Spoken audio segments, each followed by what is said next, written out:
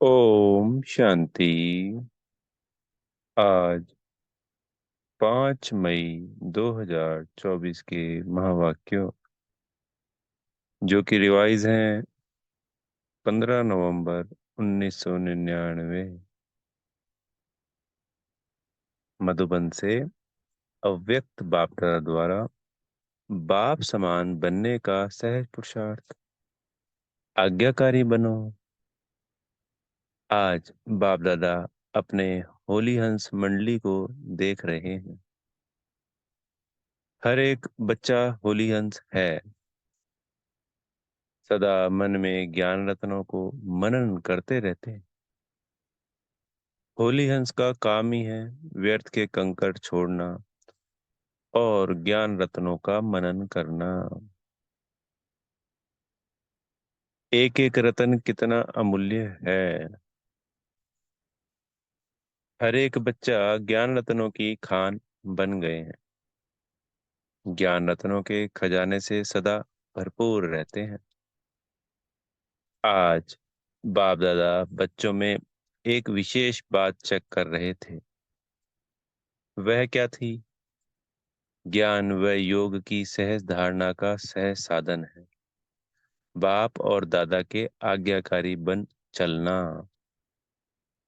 बाप के रूप में भी आज्ञाकारी, शिक्षक के रूप में भी और सदगुरु के रूप में भी।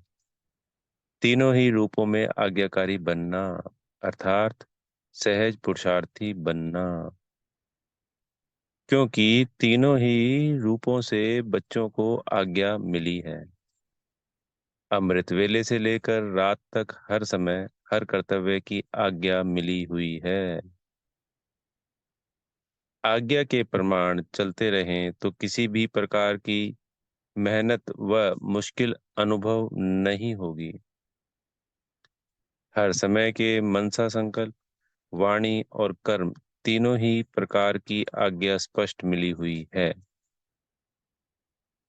सोचने की भी आवश्यकता नहीं कि यह करें या ना करें, यह राइट है या रॉन्ग है। सोचने की भी मेहनत नहीं है। परमात्म आज्ञा है ही सदा श्रेष्ठ।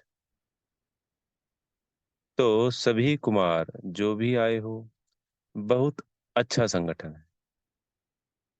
तो हर एक ने बाप का बनते ही बाप से वायदे किए हैं। जब बाप के बने हैं तो सबसे पहले कौन सा वायदा किया? बाबा, तन मन धन जो भी है, कुमारों के पास धन तो ज्यादा होता नहीं, फिर भी जो है सब आपका है, यह वायदा किया है। तन भी, मन भी, धन भी और संबंध भी सब आपसे। यह भी वायदा पक्का किया है। ये बाबा पूछ रहे हैं, क्वेश्चन मार्क है आगे। यह भी वायदा पक्का किया है। जब तन मन धन संबंध सब आपका है तो मेरा क्या रहा? फिर कुछ मेरापन है? फिर क्वेश्चन मार्क है, फिर पूछ रहे हैं बाबा, फिर कुछ मेरापन है? होता ही क्या है? तन मन धन जन सब बाप के हवाले कर लिया। प्रवृत्ति वालों ने किया है, मधुबन वालों ने किया है। पक्का है ना? जब मन भी बाप का हुआ, मेरा मन तो नहीं है ना, या मेरा मन है? मेरा समझकर यूज करना है। जब मन बाप को दे दिया तो यह भी आपके पास अमानत है। फिर युद्ध किसमें करते हो? मेरा मन परेशान है, मेरे मन में व्यर्थ संकल्प आते हैं, मेरा मन विचलित होता है। जब मेरा है नहीं, अमानत है, फिर अमानत को मेरा समझकर यूज करना, क्या यह अमानत में खयानत नहीं है? माया के दरवाजे हैं, मैं और मेरा। तो तन भी आपका नहीं, फिर देह अभिमान का मैं कहाँ से आया? मन भी आपका नहीं तो मेरा मेरा कहाँ से आया? तेरा है या मेरा है? बाप का है या सिर्फ कहना है करना नहीं? कहना बाप का और मानना मेरा। सिर्फ पहला वायदा याद करो कि ना बॉडी कॉन्शियस की मैं है ना मेरा। तो जो बाप की आज्ञा है तन को भी अमानत समझो, मन को भी अमानत समझो। फिर मेहनत की जरूरत है क्या? कोई भी कमजोरी आती है तो इन दो शब्दों से आती है, मैं और मेरा। तो ना आपका तन है ना बॉडी कॉन्शियस का मैं।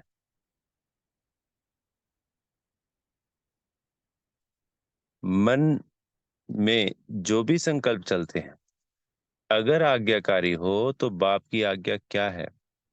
पॉजिटिव सोचो, शुभ भावना के संकल्प करो। फालतू संकल्प करो, यह बाप की आज्ञा है क्या? नहीं। तो जब आपका मन नहीं है फिर भी व्यर्थ संकल्प करते हो तो बाप की आज्ञा को प्रैक्टिकल में नहीं लाया ना।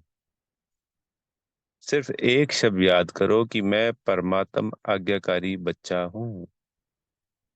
बाप की यह आज्ञा है या नहीं है, वह सोचो।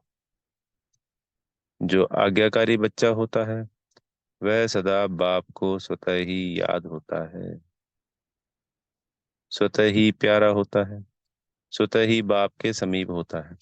तो चेक करो, मैं बाप के समीप, बाप का आज्ञाकारी हूँ। एक शब्द तो अमृत वेले याद कर सकते हो, मैं कौन? आज्ञाकारी हूँ या कभी आज्ञाकारी और कभी आज्ञा से किनारा करने वाले। बाप दादा सदा कहते हैं किसी भी रूप में अगर एक बाबा का संबंध ही याद रहे, दिल से निकले बाबा, तो समीपता का अनुभव करेंगे। मंत्र मुआफिक नहीं को बाबा बाबा, वह राम राम कहते, आप बाबा बाबा कहते, लेकिन दिल से निकले बाबा। हर कर्म करने के पहले चेक करो कि मन के लिए, तन के लिए या धन के लिए बाबा की आज्ञा क्या है। कुमारों के पास चाहे कितना भी थोड़ा सा धन है, लेकिन जैसे बाप ने आज्ञा दी है कि धन का पोता मेल किस प्रकार से रखो, वैसे रखा है? या जैसे आता वैसे चलाते?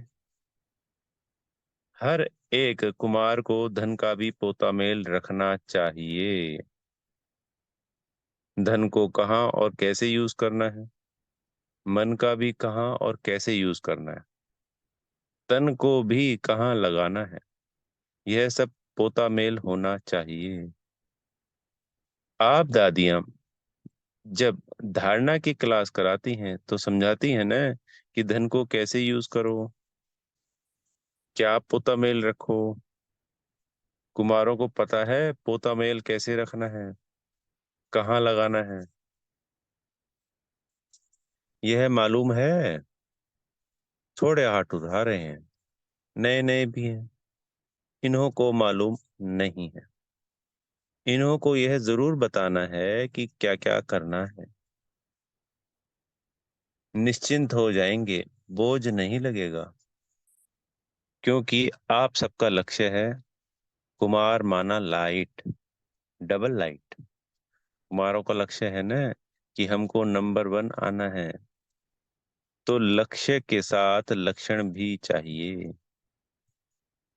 लक्ष्य बहुत ऊंचा हो और लक्षण नहीं हो तो लक्ष्य तक पहुंचना मुश्किल है। इसलिए जो बाप की आज्ञा है उसको सदा बुद्धि में रख, फिर कार्य में आओ। बाप दादा ने पहले भी समझाया है कि ब्राह्मण जीवन के मुख्य खजाने हैं संकल्प, समय और श्वास। आपके श्वास भी बहुत अमूल्य हैं। एक श्वास भी कॉमन नहीं है, व्यर्थ नहीं हो। भक्ति में कहते हैं, श्वासोश्वास अपने इष्ट को याद करो, श्वास भी व्यर्थ नहीं जाए। ज्ञान का खजाना, शक्तियों का खजाना, यह तो है ही है। लेकिन मुख्य यह तीनों खजाने, संकल्प, समय और श्वास, आज्ञा प्रमाण सफल होते हैं, व्यर्थ तो नहीं जाते। क्योंकि व्यर्थ जाने से जमा नहीं होता, और जमा का खाता इस संगम पर ही जमा करना है। चाहे सत्युग त्रेता में श्रेष्ठ पद प्राप्त करना है, चाहे द्वापर कलयुग में पूज्य पद पाना है, लेकिन दोनों का जमा इस संगम पर करना है। इस हिसाब से सोचो कि संगम समय के इस हिसाब से सोचो कि संगम समय की जीवन के छोटे से जन के संकल्प, समय, श्वास कितने अमूल्य है। ये जो छोटा सा संगम का जीवन मिला है, इसका समय, श्वास और संकल्प कितने अमूल्य हैं। इसमें अलबेले नहीं बनना। जैसे आया वैसे दिन बीत गया, दिन बीता नहीं, लेकिन एक दिन में बहुत बहुत गवाया। जब भी कोई फालतू संकल्प, फालतू समय जाता है, तो ऐसे नहीं समझो चलो 5 मिनट गया, बचाओ। समय अनुसार देखो, प्रकृति अपने कार्य में कितनी तीव्र है, कुछ ना कुछ खेल दिखाती ही रहती है, कहाँ ना कहाँ खेल दिखाती रहती है।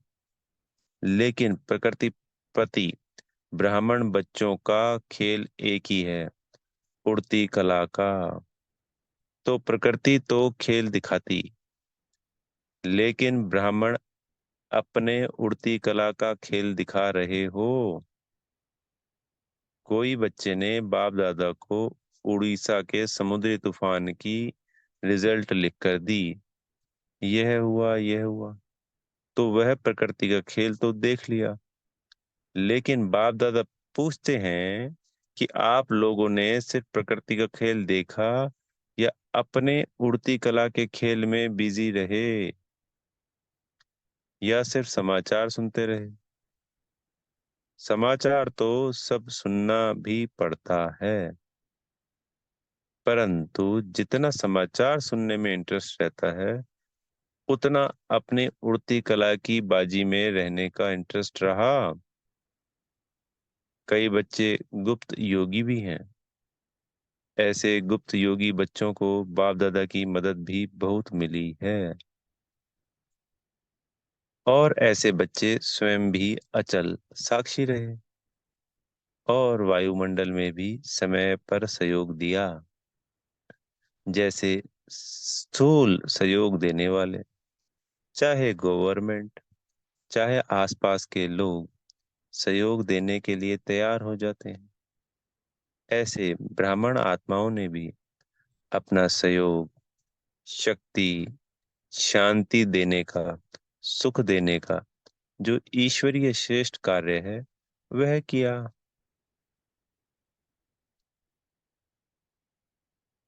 जैसे वह गवर्नमेंट ने यह किया, फलाने देश ने यह किया, फौरन ही अनाउंसमेंट करने लग जाते हैं। तो बाप दादा पूछते हैं, आप ब्राह्मणों ने भी अपना यह कार्य किया? आपको भी अलर्ट होना चाहिए। स्थूल सहयोग देना यह भी आवश्यक होता है। इसमें बाप दादा मना नहीं करते, लेकिन जो ब्राह्मण आत्माओं का विशेष कार्य है, जो और कोई सहयोग नहीं दे सकता, ऐसा सहयोग अलर्ट होके आपने दिया, देना है ना? या सिर्फ उन्हों को वस्त्र चाहिए, अनाज चाहिए? लेकिन पहले तो मन में शांति चाहिए, सामना करने की शक्ति चाहिए। तो स्थूल के साथ सूक्ष्म सहयोग ब्राह्मण ही दे सकते हैं, और कोई नहीं दे सकता है। तो यह कुछ भी नहीं है, यह तो रिहर्सल है। रियल तो आने वाला है। उसकी रिहर्सल आपको भी बाप या समय करा रहा है। तो जो शक्तियां, जो खजाने आपके पास हैं, उसको समय पर यूज करना आता है। कुमार क्या करेंगे? शक्तियां जमा हैं, शांति जमा है, यूज करना आता है। हाथ तो बहुत अच्छा उठाते हैं। अभी प्रैक्टिकल में दिखाना। साक्षी होकर देखना भी है, सुनना भी है, और सहयोग देना भी है। आखिरी रियल जब पार्ट बजेगा, उसमें साक्षी और निर्भय होकर देखें भी, और पार्ट भी बजावें। कौन सा पार्ट? दाता के बच्चे दाता बन, जो आत्माओं को चाहिए वह देते रहें। तो मास्टर दाता है ना। स्टॉक जमा करो। जितना स्टॉक अपने पास होगा, उतना ही दाता बन सकेंगे। अंत तक अपने लिए ही जमा करते रहेंगे तो दाता नहीं बन सकेंगे। अनेक जन्म जो श्रेष्ठ पद पाना है, वह प्राप्त नहीं कर सकते हैं। इसलिए एक बात तो अपने पास स्टॉक जमा करो। शुभ भावना, श्रेष्ठ कामना का भंडार सदा भरपूर हो। दूसरा, जो विशेष शक्तियां हैं, वह शक्तियां जिस समय जिसको जो चाहिए वह दे सको। अभी समय अनुसार सिर्फ अपने पुरुषार्थ में संकल्प और समय दो। साथ साथ दाता बन विश्व को भी सहयोग दो। अपना पुरुषार्थ तो सुनाया, अमृत वेले ही यह सोचो कि मैं आज्ञाकारी बच्चा हूँ। हर कर्म के लिए आज्ञा मिली हुई है। उठने की, सोने की, खाने की, कर्मयोगी बनने की, हर कर्म की आज्ञा मिली हुई। आज्ञाकारी बनना, यही बाप समान बनना है। बस श्रीमत पर चलना, ना मनमत ना परमत। एडिशन नहीं हो। कभी मनमत पर, कभी परमत पर चलेंगे तो मेहनत करनी पड़ेगी। सहज नहीं होगा, क्योंकि मनमत परमत उड़ने नहीं देगी। मनमत परमत बोझ वाली है, और बोझ उड़ने नहीं देगा। श्रीमत डबल लाइट बनाती है। श्रीमत पर चलना अर्थात सहज बाप समान बनना। श्रीमत पर चलने वाले को कोई भी परिस्थिति नीचे नहीं ले आ सकती। तो श्रीमत पर चलना आता है? बाबा पूछ रहे हैं फिर से। अच्छा, तो कुमार अभी क्या करेंगे? निमंत्रण मिला, स्पेशल खातिरी हुई, देखो कितने लाडले हो गए हो। तो अभी आगे क्या करेंगे? रेस्पॉन्ड देंगे, या वहां गए तो वहां के, यहाँ आए तो यहाँ के? ऐसे तो नहीं है ना। यहाँ तो बहुत मजे में हो, माया के वार से बचे हुए हो।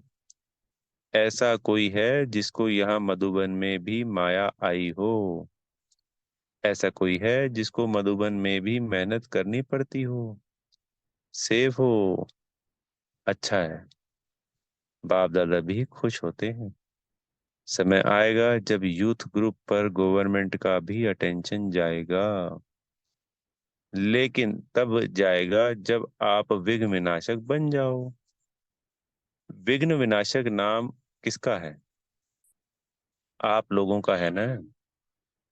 विघ्नों की हिम्मत नहीं हो जो कोई कुमार का सामना करे, तब कहेंगे विघ्न विनाशक। विघ्न की हार भले हो, लेकिन वार नहीं करे। विघ्न विनाशक बनने की हिम्मत है, या वहां जाकर पत्र लिखेंगे, दादी बहुत अच्छा था लेकिन पता नहीं क्या हो गया। ऐसे तो नहीं लिखेंगे, यही खुशखबरी लिखो। Okay, very good. विघ्न विनाशक हूँ। बस एक अक्षर लिखो, ज्यादा लंबा पत्र नहीं। ओके। अच्छा, मधुबन की भी विशेषता बाप दादा के पास पहुंच गई है।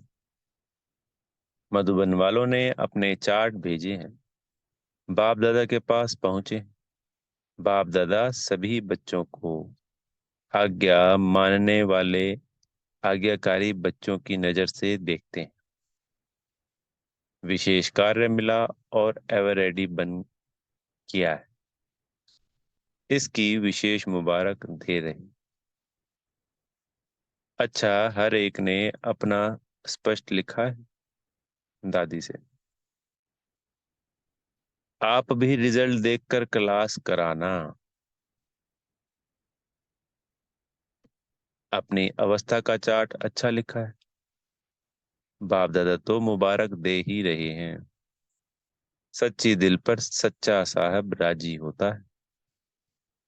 अच्छा, चारों ओर के बाप दादा के आज्ञाकारी बच्चों को, सदा विघ्न विनाशक बच्चों को, सदा श्रीमत पर सहज चलने वाले, मेहनत से मुक्त रहने वाले, सदा मौज में उड़ने और उड़ाने वाले, सर्व खजानों के भंडार से भरपूर रहने वाले, ऐसे बाप के समीप और समान रहने वाले बच्चों को बहुत बहुत याद प्यार और नमस्ते।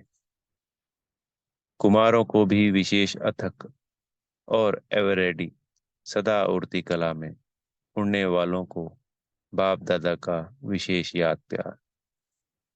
बाप दादा ने डायमंड हॉल में बैठे हुए सभी भाई बहनों को दृष्टि देने के लिए हॉल का चक्कर लगाया।